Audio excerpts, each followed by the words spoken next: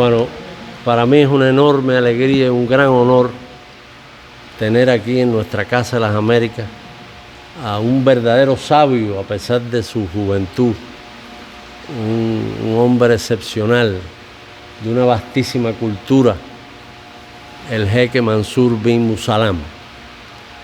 Hemos hecho una gran amistad, estoy orgulloso de esa amistad. La Casa de las Américas también siente su presencia aquí como algo muy importante. Ahí tiene el árbol de la vida. ¿Cómo le llamamos nosotros a estas conferencias? A la sombra del árbol de la vida. Nuestro hermano Mansur es el secretario general de la Organización para la Cooperación de los Pueblos del Sur, Organización de Cooperación del Sur, una organización que auspicia intercambios académicos, intercambios artísticos, intercambios culturales. Yo tuve, mira Vivian ahí, te quiero. Es nuestra directora de teatro. Encantada. La organización que preside el querido amigo Mansur hace anualmente, no sé, ¿es anual la frecuencia del Festival del Gran Sur? Sí, anual. Hace anualmente un festival, el Festival del Gran Sur, y ese festival tuvimos oportunidad de verlo, María Elena y yo, Leiván, que estuvo con nosotros, otros compañeros del folclórico. Hicimos un largo viaje, él me estaba contando que para llegar aquí estuvo 36 horas viajando. ¿Cuánto fue el viaje de nosotros, Omar? Casi 48 horas, fue realmente. Llegué, ya ustedes saben cómo, estornudando sin piedad, pero bueno, fue un viaje muy importante para mí. Estuve en la oficina de mi amigo el jeque Mansur, que es la oficina de la sede de la Organización de Cooperación del Sur. Él tiene una cama ahí en la oficina, que me la prestó porque yo estaba totalmente sonámbulo. Yo nunca empaté, Luis Enrique, yo no empaté los horarios jamás. Y él, con su gentileza y su cariño, me permitió dormir un rato mientras había, bueno, que el festival fue un festival del Gran Sur y de una longitud verdaderamente espectacular. Allí había músicos, bailarines en ese festival, allí en Addis Abeba, de África, de distintos países de África, de Palestina. Una delegación se convirtió en un gran grito de apoyo, de solidaridad con Palestina. Ese festival, había una delegación palestina, poetas, músicos. Allí me encontré, Zurbano, a un tipo que era de Barbados, un viejito que era un hippie, como un hippie. Sí. De pronto me sentí que había una imantación profunda entre aquel hippie. Trinidad y Tobago. Trinidad y Tobago, sí. Un hombre maravilloso, peludo, sucio. Me encontré una imantación muy... Entre él y yo había una camaradería que...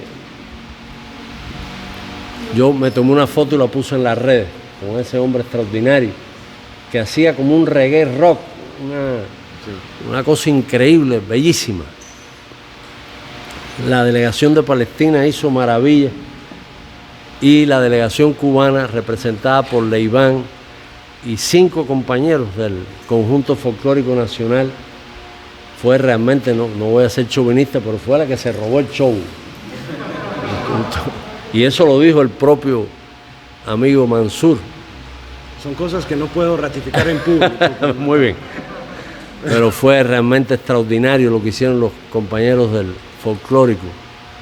Muy hermoso y además muy interesante, me lo decía el jeque, cómo el público africano se reconocía, ¿te acuerdas, Leiván? Se reconocía en algunos cantos, en algunas expresiones sobre los orichas, la recreación de los distintos orichas. La gente vibraba con esa lógica, fue muy hermoso esa conexión espiritual y cultural tan honda, tan profunda.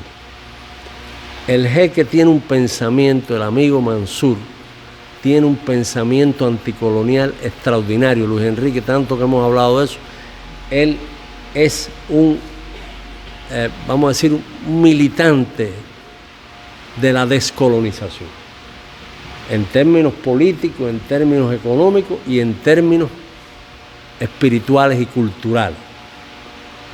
Allí yo estuve, que estaba con nosotros, mi hermano, el académico, que se me olvida el nombre, Mari.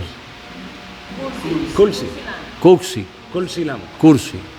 Bueno, hermano, te quiero mucho. Voy a hacer unas líneas con tu nombre para retenerlo. Pero bueno, él hizo una pregunta sobre, en la Universidad de Addis Abeba, que hablamos de colonización cultural. Él habló del papel de TV5 de Francia. ¿Te acuerdas, Cursi, que tú dijiste, estamos siendo colonizados culturalmente por uno de los canales culturales de Francia? Es una batalla permanente, y a veces ni siquiera somos conscientes de hasta qué punto estamos entrampados en eso.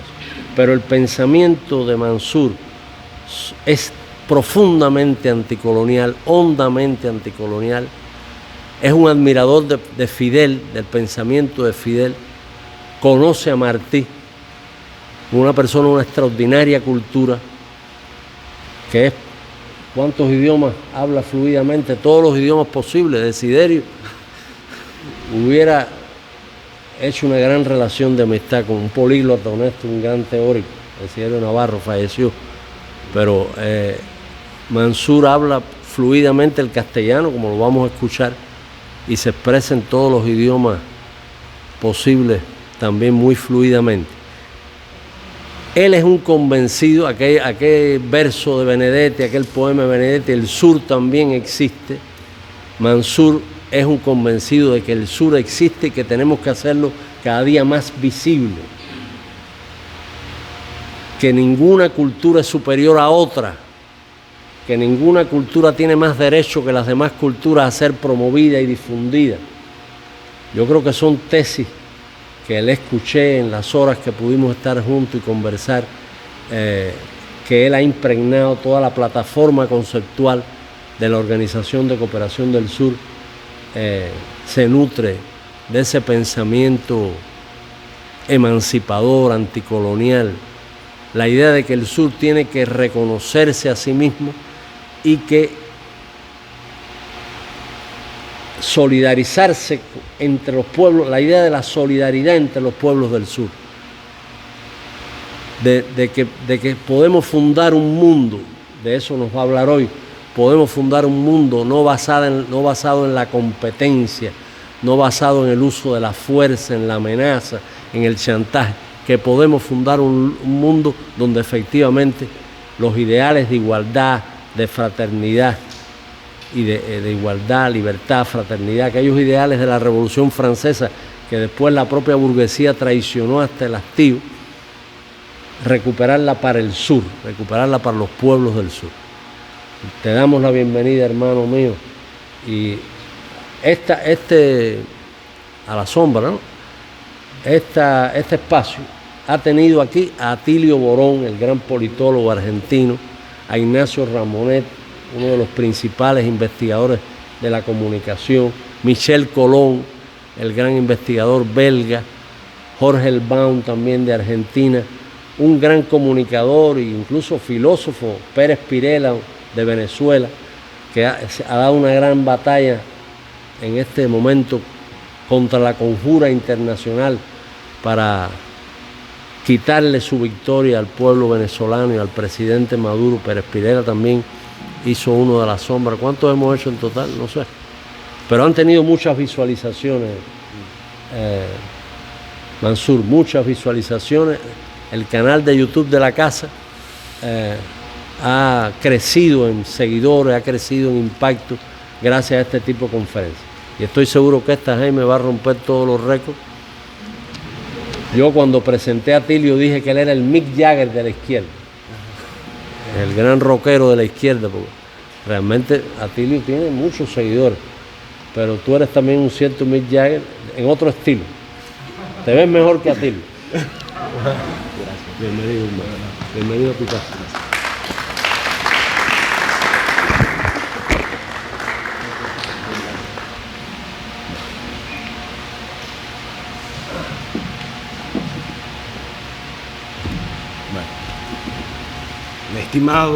estimadísimo presidente de la Casa de las Américas, muy apreciada, vicepresidenta de la Casa de las Américas, estimados miembros del equipo de la Casa de las Américas, un triunvirato que quisiera reconocer y agradecer por haber con tanta amabilidad, tanta buena voluntad, tanta amistad,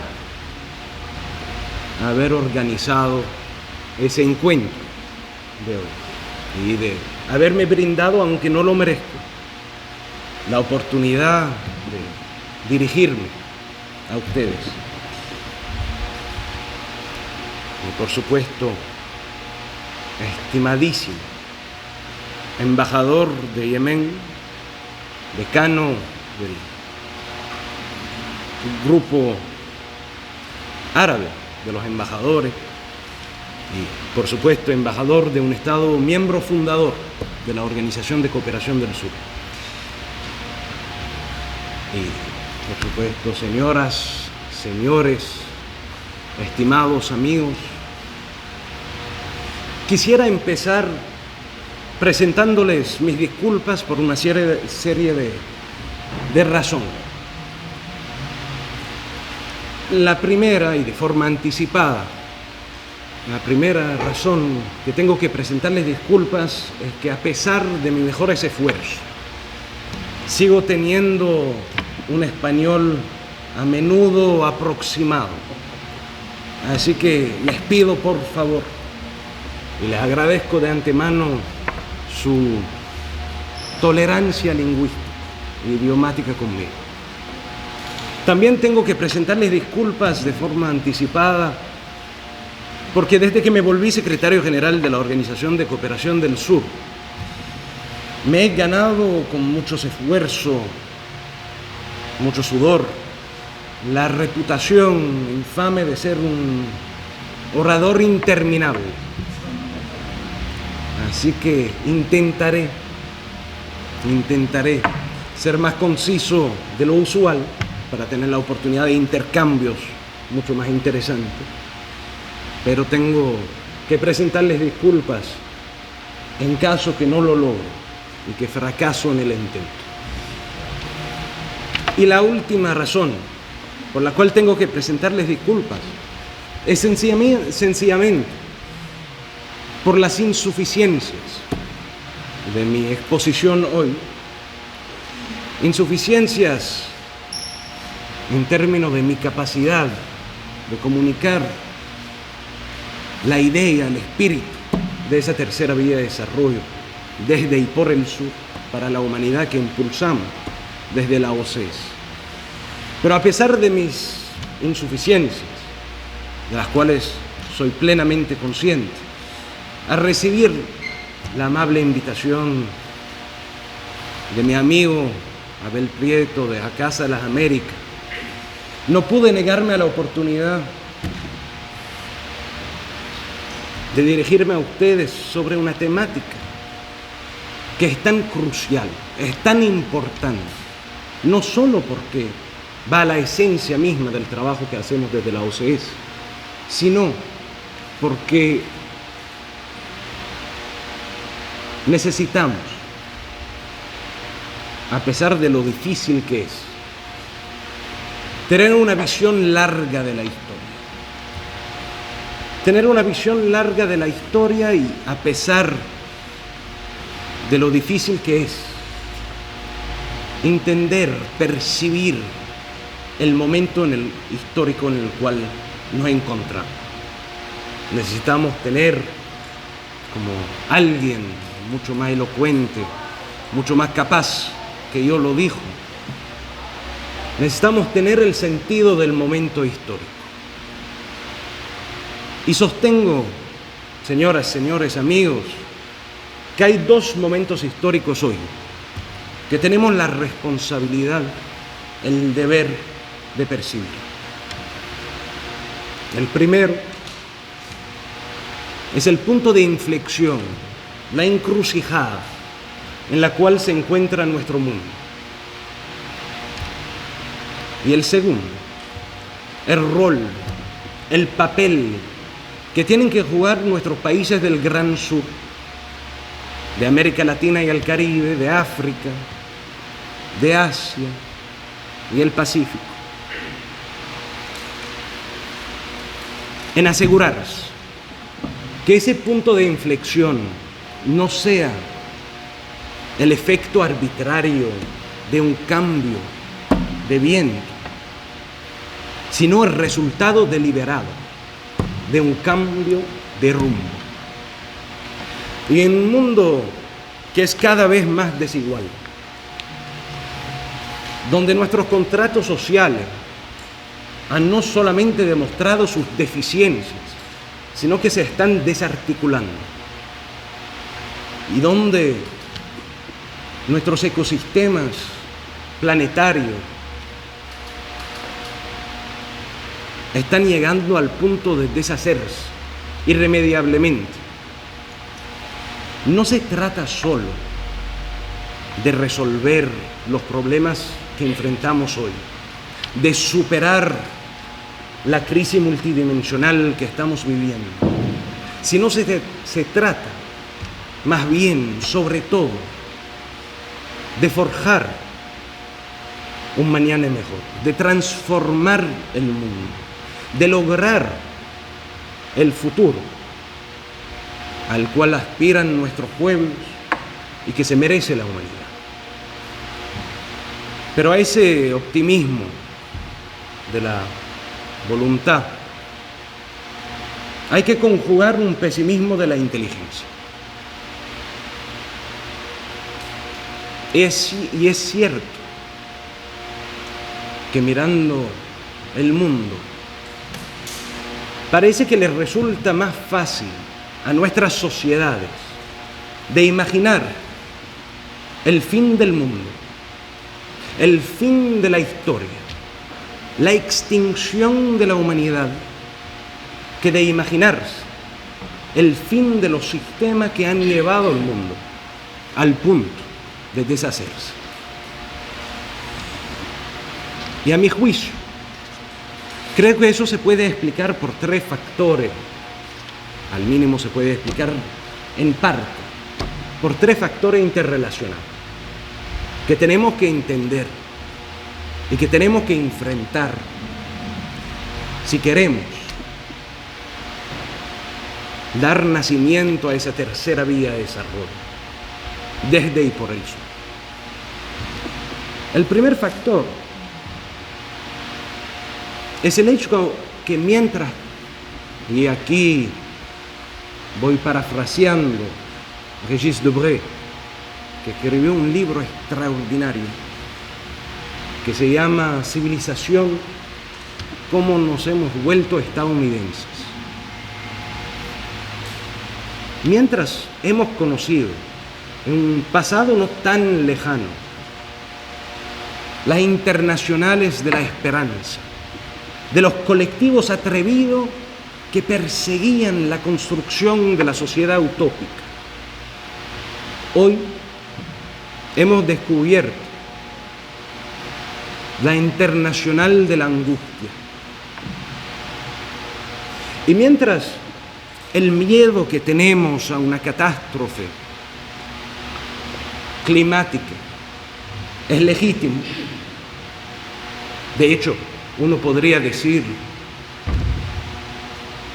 que es a cierta medida necesario, el miedo en sí solo jamás y nunca es fructífero.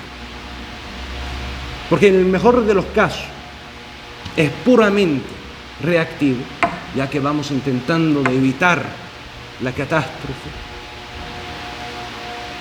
Y en el peor de los casos es totalmente paralizante. El segundo factor, me parece, es que es imposible concebir el fin de un statu quo sin primero concebir su sustitución, su reemplazo, su alternativa. O sea, damas y caballeros, no puede haber deconstrucción sin los planes de la reconstrucción. Y el tercer factor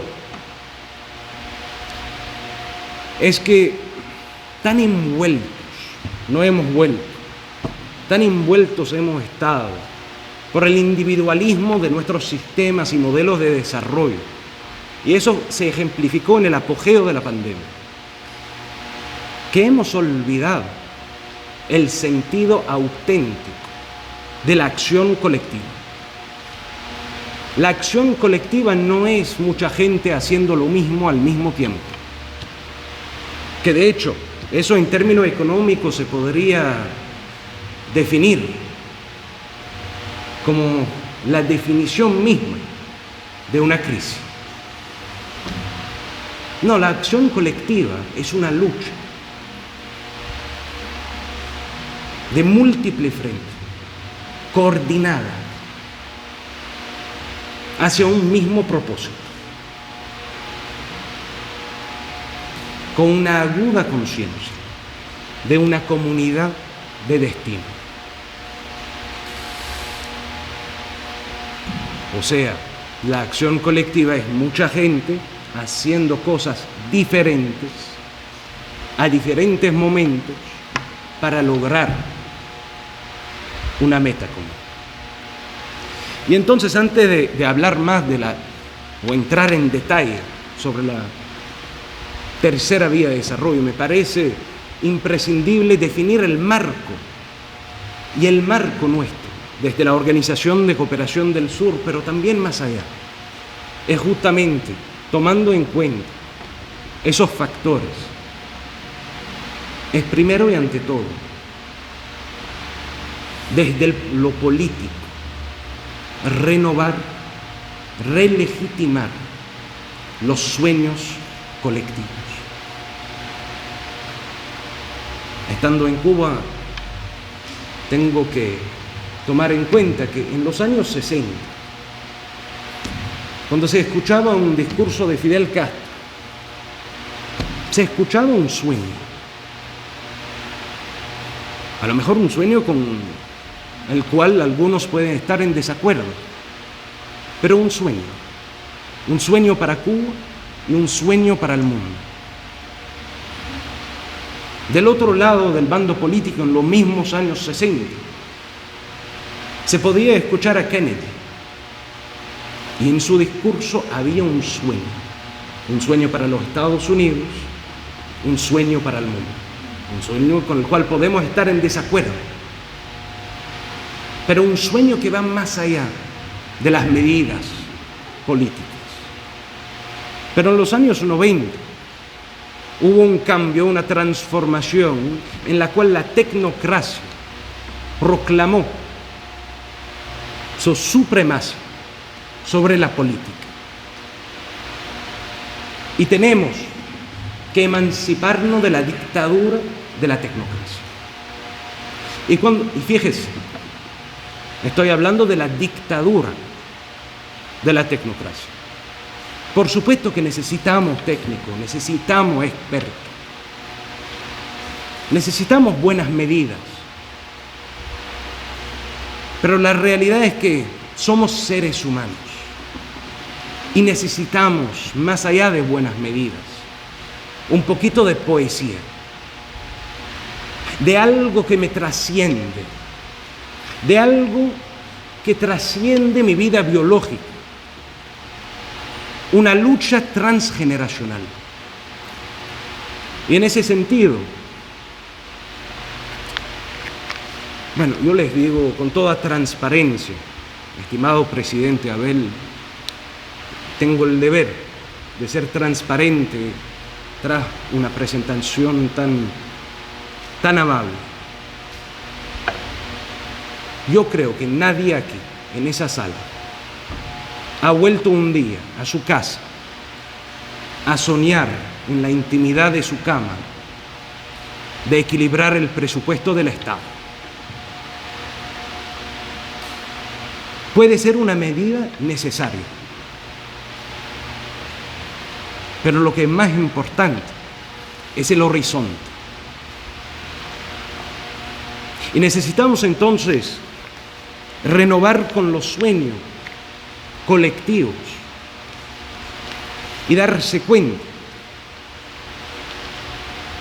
que antes de las buenas medidas políticas necesitamos un poquito de poesía, porque sin sueños no hay movilización.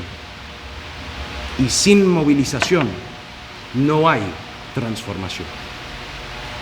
Pero tampoco podemos perdernos en lo abstracto de los sueños, en la utopía como horizonte.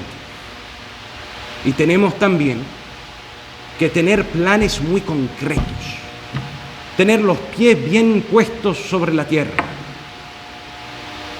Necesitábamos marcos pragmáticos con la flexibilidad necesaria para lograr nuestros objetivos y seguir caminando hacia el horizonte. Y el tercero es que necesitamos renovar con la acción colectiva, con las herramientas necesarias. Y diría yo que hoy, en 2024, hay un frente de batalla para la construcción de una tercera vía, para la transformación de nuestro mundo, y no es un frente de batalla puramente nacional, sino que es un frente de batalla multilateral.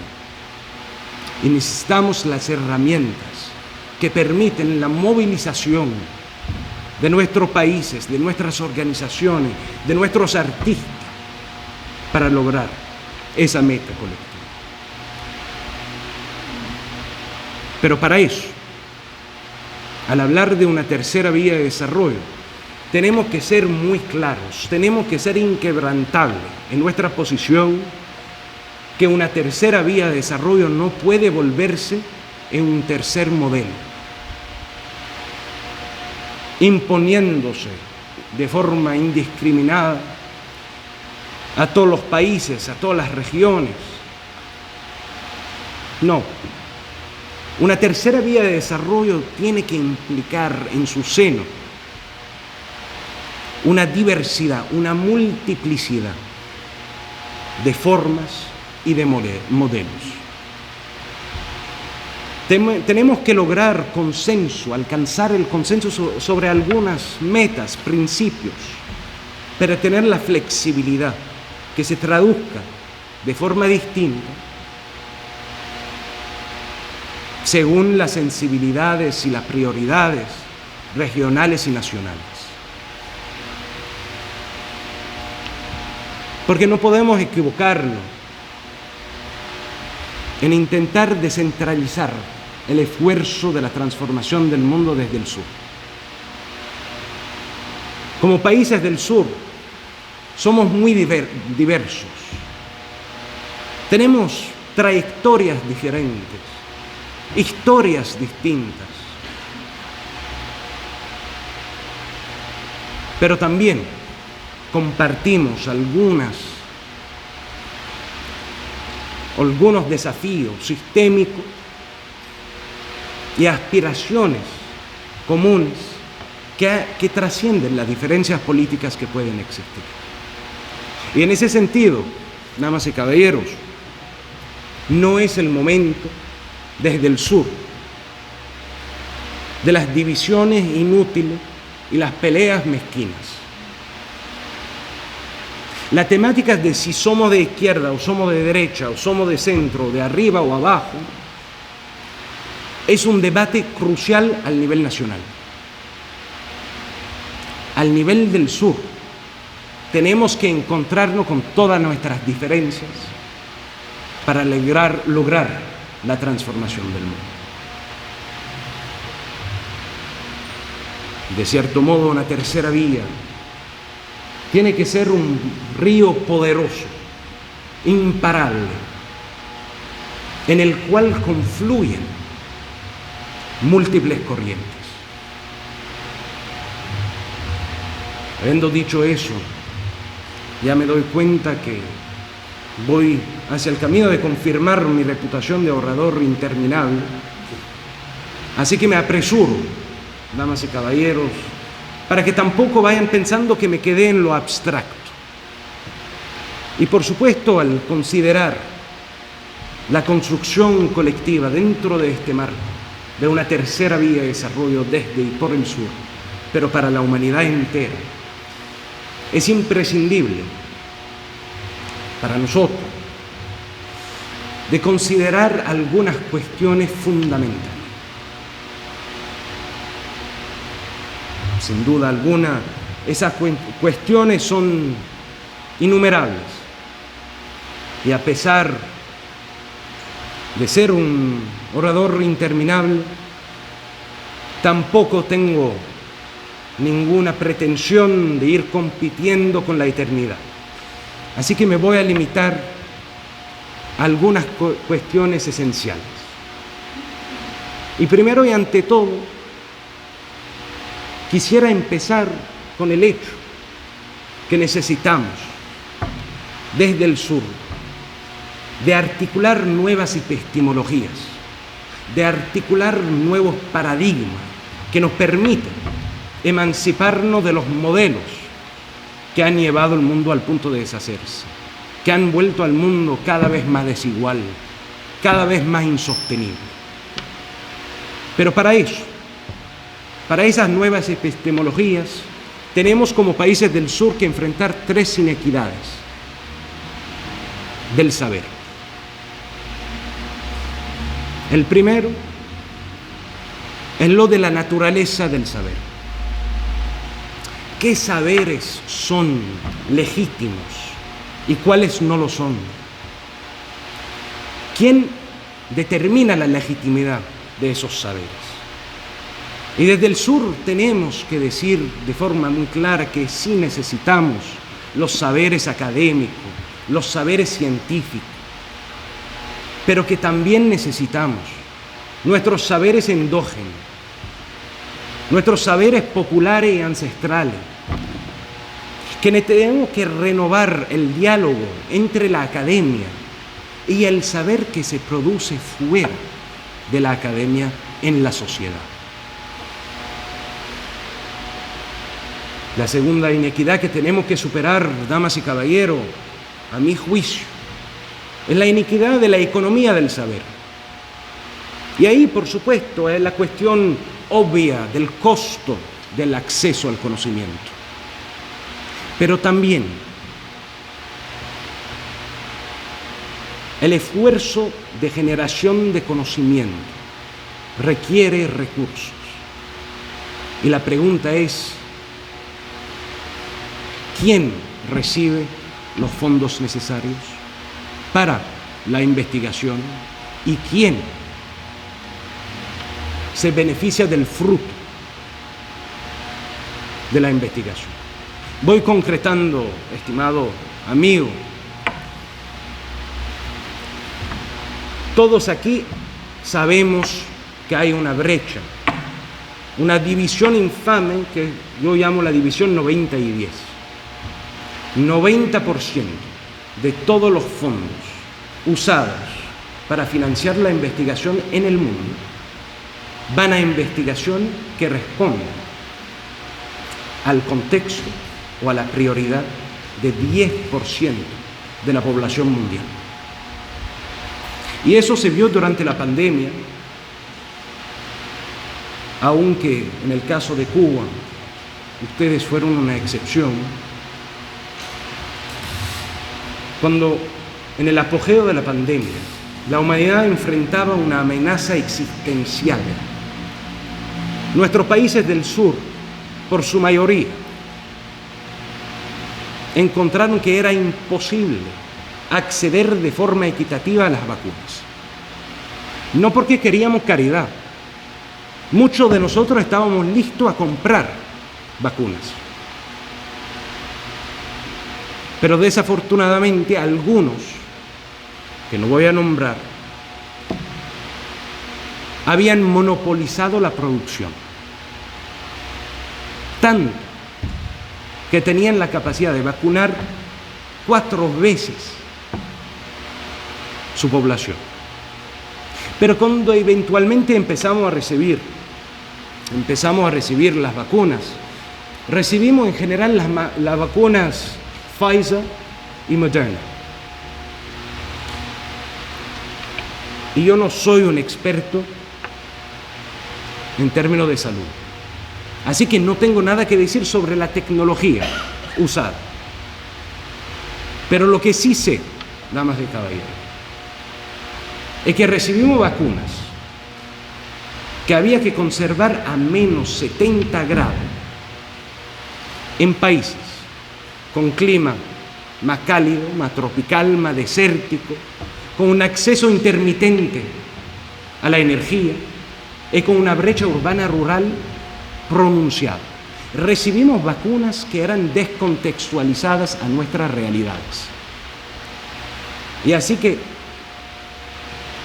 al superar la inequidad de la economía del saber, tenemos que hablar también de la creación de fondos de investigación del sur para ir haciendo investigación que responda a nuestros contextos y nuestras realidades. La tercera inequidad es la inequidad de la geopolítica del saber. Y cuando hablamos de geopolítica del saber, del conocimiento, tenemos que abordar temáticas tan obvias como la falta de visibilidad de la investigación hecha en los países del sur. Tenemos que hablar de las barreras impuestas a nuestros investigadores en términos de movilidad internacional.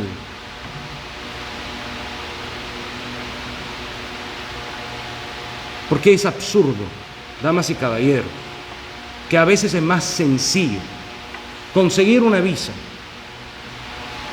para ir y viajar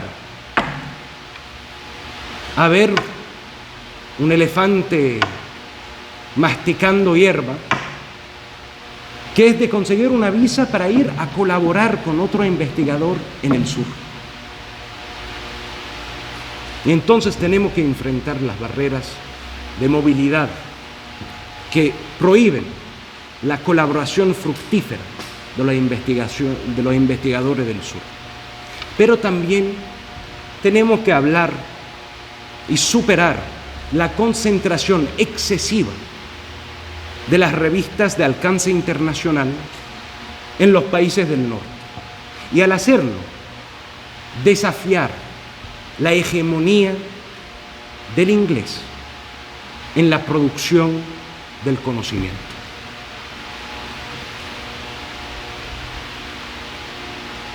Haciendo esto,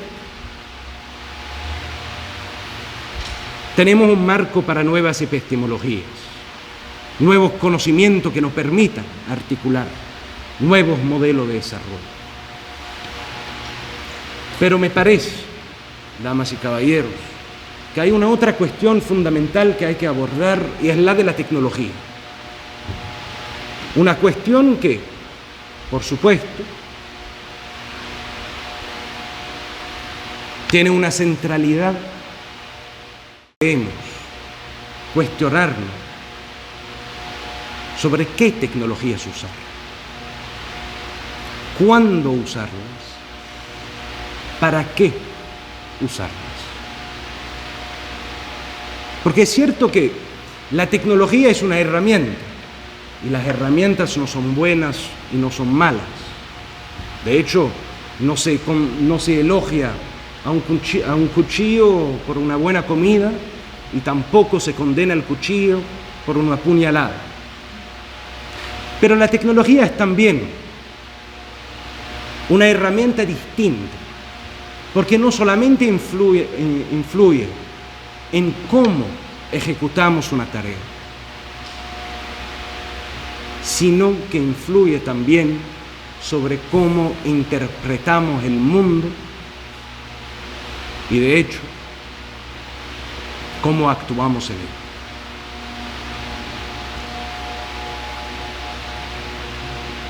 Y en realidad, nosotros desde la OCS, la Organización de Cooperación del Sur, somos muy cautelosos con las opciones que se nos brindan para salvar la brecha tecnodigital, que en general consiste en dos categorías: las de las donaciones, los donativos de tecnología, por lo cual podemos sentir algo de agradecimiento, o la importación de tecnologías en general muy costosas para su uso. Pero para nosotros ahí estamos hablando de falsas soluciones, porque estamos hablando en ambas categorías de tecnologías patentadas, de tecnologías a código cerrado, o sea, tecnologías que no podemos integrar en nuestros sistemas, y que con el desarrollo exponencial de la tecnología, en 5 a 10 años serán obsoletas y nos encontraremos exactamente donde estamos hoy, que es ser pasajeros y no conductores de la revolución tecnológica. Y necesitamos entonces trabajar en términos de tecnología para salvar la brecha tecnodigital de forma sostenible, aprovechando la creatividad de nuestros jóvenes, estimulando nuestras economías. Tenemos que trabajar en 3 ejes.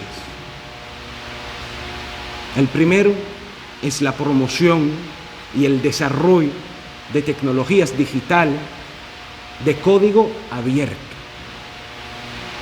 que nos permitan emanciparnos de la dependencia de algunos proveedores. El segundo eje: necesitamos intensificar las transferencias de tecnología sur-sur.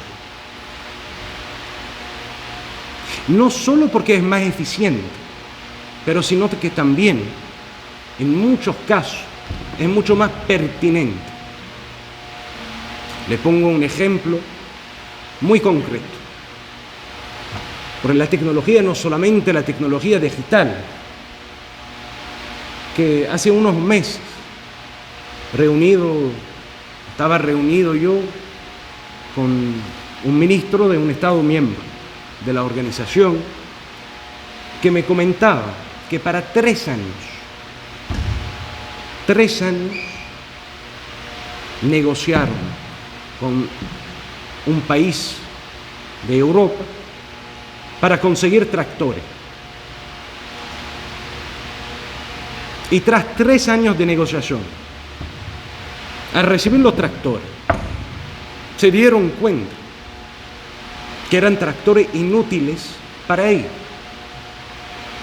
porque su agricultura era una agricultura montañosa, de montañas, mientras los tractores en Europa es una agricultura de planos. Pero en el sureste asiático han desarrollado, en Vietnam, por ejemplo, tractores adaptados a la agricultura de montaña. Y entonces transferencias de tecnología sur-sur, porque es más eficiente, pero es también más pertinente. Y el tercer eje: tenemos que poner en común nuestros recursos, nuestras inteligencias, para fomentar el desarrollo de tecnologías que nosotros llamamos endógenas, lo que significa únicamente tecnologías con nuestra propia capacidad, que sea nacional o que sea regional. Tenemos que ir estableciendo incubadoras y aceleradoras de tecnologías a nivel regional. Tenemos que abrir mercados a nuestras empresas tecnológicas para que tengan economías de escala. Y al hablar de economías de escala, una cuestión fundamental al hablar de una tercera vía de desarrollo es también, por supuesto, la economía en sí. Y de hecho, las crisis que han surgido de los modelos de desarrollo económicos que hemos heredado, de cierto modo incluso justifican la emergencia de una tercera vía de desarrollo desde el sur. Porque si yo, damas y caballeros, tenía una varita mágica que me permitiera de golpe de la noche a la mañana, asegurarme que cada ciudadano en el mundo pudiera vivir como el estadounidense mediano, como el suizo mediano. Y eso lo digo y no es para nada, en lo absoluto, un juicio moral, puramente científico. Se acabaría el mundo al momento. Porque esos modelos de desarrollo económico, de consumismo, son intrínsecamente insostenibles. Si viviéramos como el tejano, ni estadounidense, tejano mediano, sabemos científicamente que necesitaríamos 17 planetas. Así que necesitamos nuevos modelos de desarrollo económico que adopten también una complejización de nuestro análisis, donde tenemos que imponer a algunos sectores el descrecimiento y estimular el crecimiento en otros. Pero más allá de esto, nos parece esencial, señoras y señores, porque no podemos ser pueblos que solamente se quejan de un mundo injusto, pueblos que no saben tomar sus propias responsabilidades. Tenemos la responsabilidad de invertir en sectores estratégicos que fortalecen la soberanía. Y cuando digo soberanía, no es necesariamente a nivel nacional. No podemos, muchos países no pueden ser soberanos en todos los sectores, pero al mínimo de forma regional. Y digo inversiones en sectores estratégicos, y eso lo comentábamos con el presidente de la Casa de las Américas ahorita, para ponerle un ejemplo concreto y a riesgo de ser un poquito provocador, que se nos dice mucho, constantemente, como países del sur, que tenemos que usar el turismo como motor de nuestro desarrollo económico. En general, porque no tenemos dólares que necesitamos. Y mientras no tenemos nada en contra del turismo como tal, aunque se puede hablar y disertar sobre aspectos socioculturales muy negativos del turismo de masa. Pero en términos puramente económicos, para superar las deficiencias estructurales que generan nuestras dependencias, necesitamos resaltar que al recibir una masa de turistas en nuestros países del sur, países que no han logrado soberanía alimentaria, que no han logrado soberanía energética, que no han logrado industrialización de alto valor agregado, al recibir una masa de turistas, tenemos que importar más comida que no cultivamos, importar más gasolina que no extraímos, ni siquiera refinamos, importar más carros, aire acondicionado, que no producimos. Y tenemos que hacerlo en dólares que no tenemos. Y entonces tenemos que conseguir créditos y préstamos en dólares para importar todas esas cosas, para ponerla al servicio del turismo que tenía como propósito traernos dólares. Y entonces tenemos que invertir en sectores estratégicos que nos permitan superar esas deficiencias estructurales. Y esos sectores son, por supuesto, educación equilibrada e inclusiva, no hay desarrollo sin educación. Pero cuando hablamos de educación equilibrada e inclusiva, hablamos sobre todo de una educación transformada para que se vuelva transformadora. Pero no me detengo en el tema educativo, porque ya hablo con los convencidos.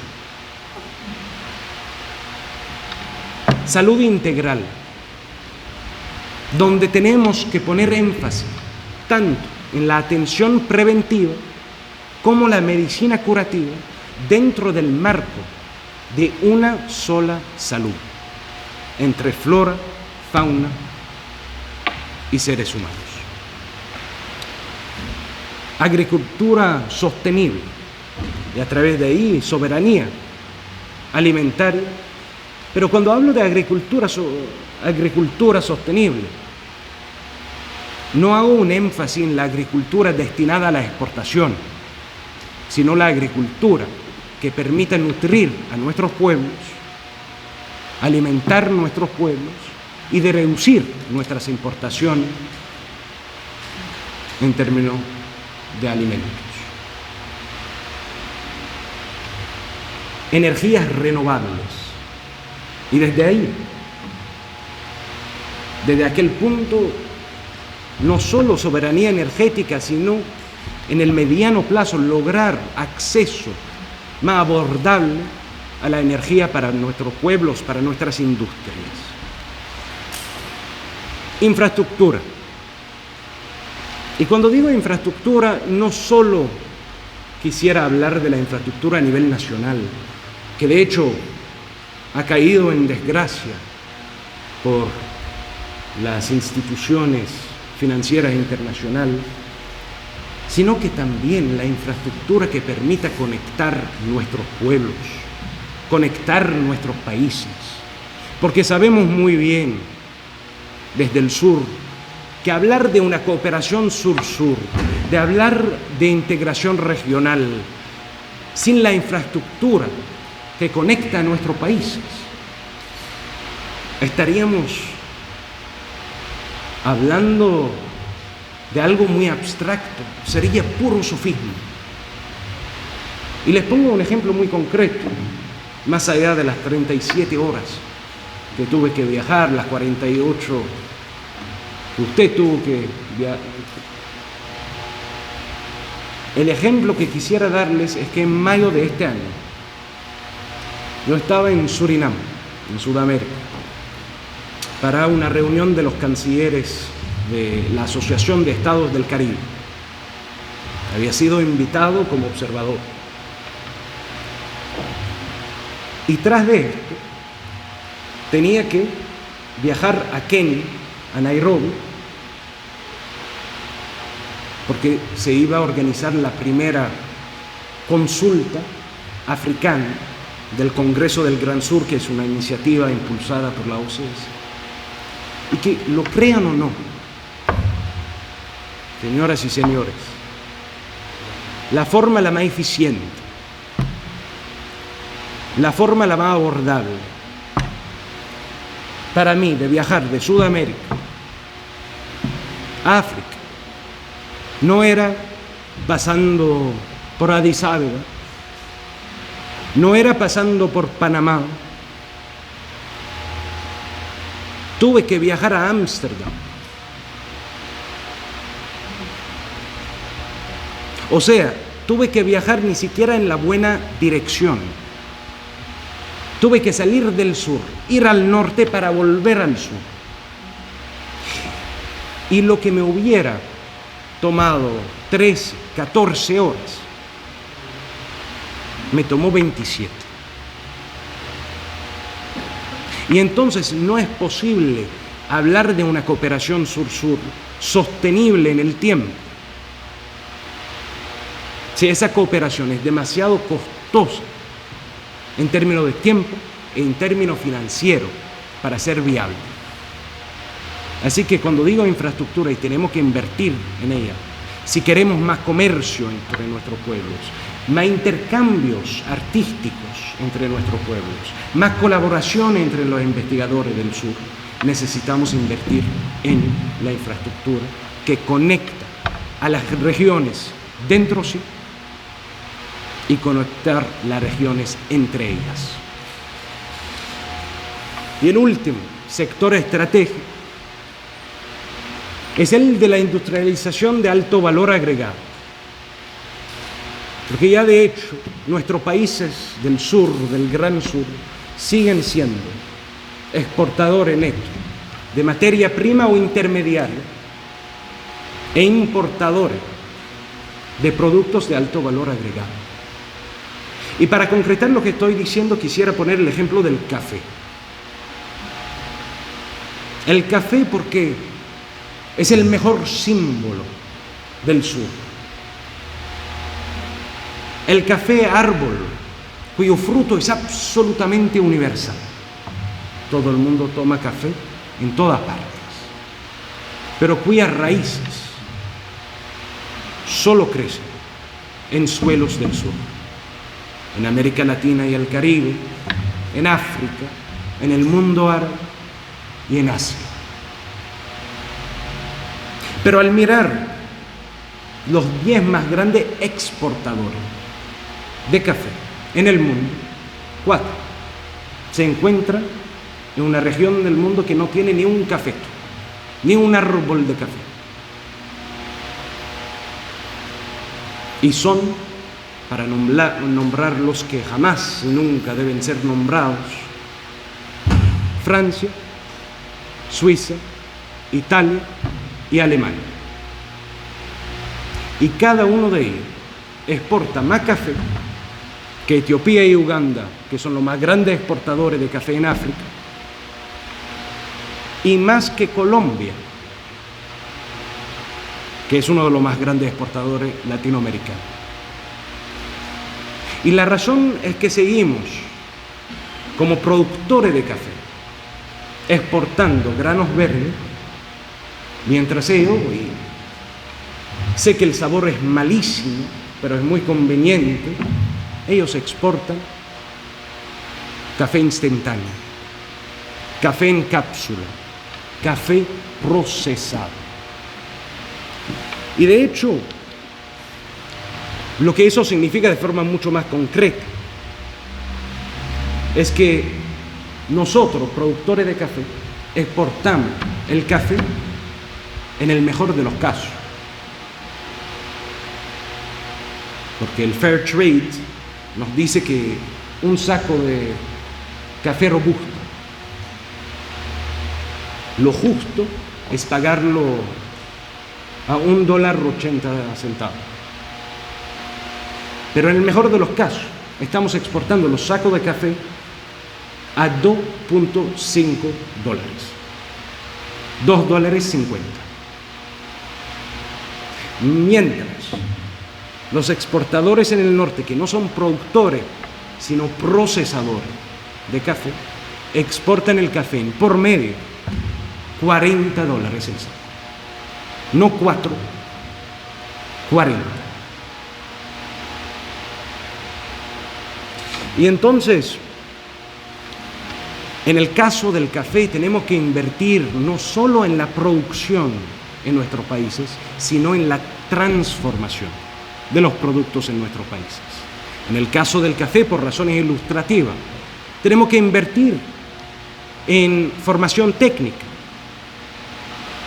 para tener maestros tostadores de café. Tenemos que invertir en plantas de tosteo de café, de procesamiento de café. Tenemos que invertir en fábricas de cápsula o de nitrógeno, que es necesario para guardar el café una vez tostado. Y lo que digo sobre café, señoras y señores, se aplica al algodón, se aplica al cacao. El cacao que, incluso porque yo viví para mucho tiempo en Suiza, y me resultaba tan doloroso cuando tenía que viajar a un país como Ghana, gran productor de cacao, y me llamaban y me decían, por favor, trae un poquito de chocolate suizo. Hay que transformar en nuestro país. Pero se aplica también, no solamente al algodón, etc., se aplica también a los minerales críticos que se encuentran en suelos del sur, necesarios para la producción de las tecnologías de energía renovable, incluyendo a los paneles solares. Bueno, damas y caballeros, a riesgo de abusar de su paciencia, solamente 2 consideraciones más que son entrecruzadas con lo anterior. El primero tiene que ver a nivel nacional y que necesitamos del esfuerzo multilateral. Me parece imprescindible resaltar que nuestros esfuerzos tienen que inscribirse en un esfuerzo también de la construcción de un nuevo tipo de multilateralismo, orientado por 3 principios rectores, simples pero cuyo alcance es profundo. La igualdad entre las partes. Y de hecho, como ciudadanos del sur, sabemos de forma intuitiva que el multilateralismo que tenemos hoy no es exactamente uno de igualdad entre las partes. Nuestro multilateralismo hoy se parece mucho más a Rebelión en la Granja de George Orwell. Todos los animales somos iguales, pero algunos animales son más iguales que otros. Equidad en la relación. Y para ser provocador, necesitamos un multilateralismo cuyo principio es de cada Estado según su capacidad, a cada Estado según su necesidad. Y en la importancia de esa máxima, de ese lema, se demostró otra vez durante la pandemia, cuando nuestros amigos del FMI, o sea, del Fondo de Miseria Internacional, emitieron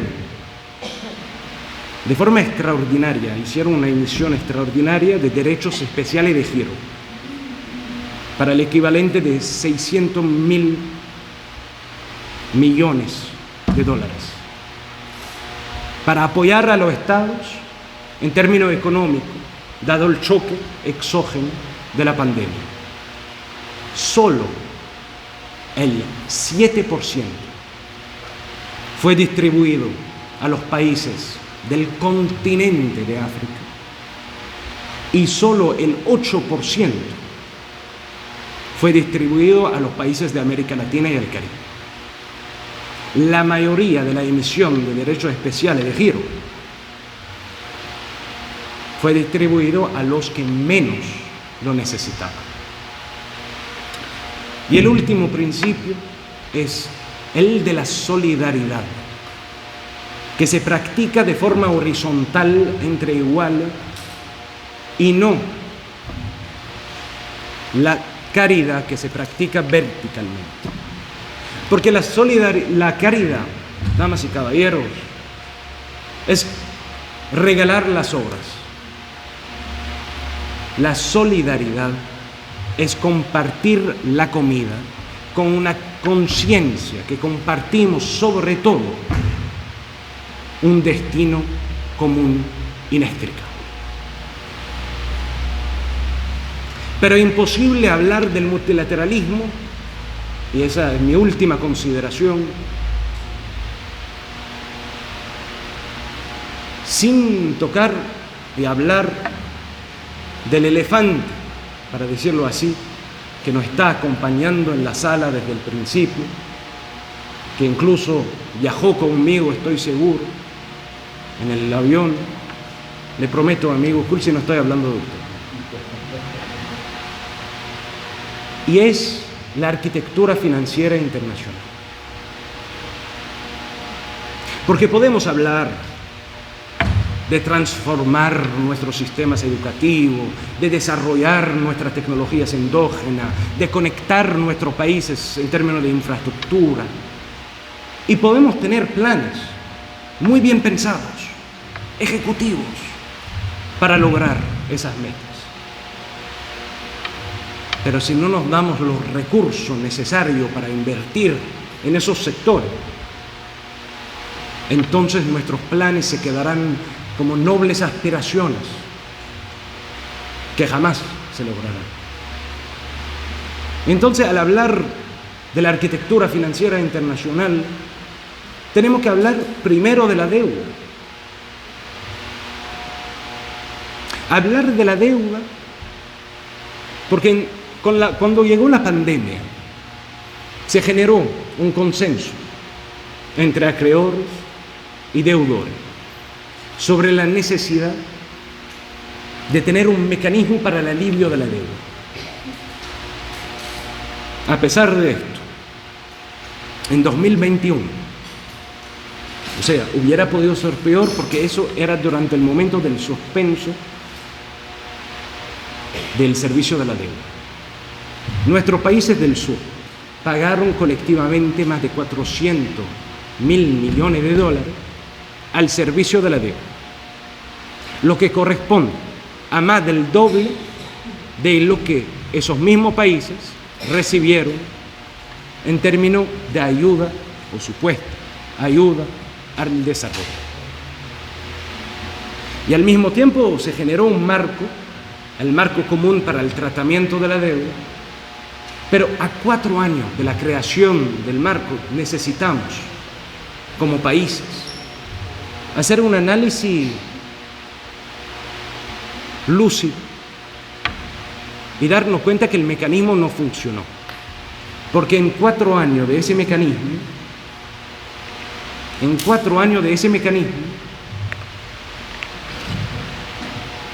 desafortunadamente, ni un país logró un acuerdo definitivo para el alivio de la deuda.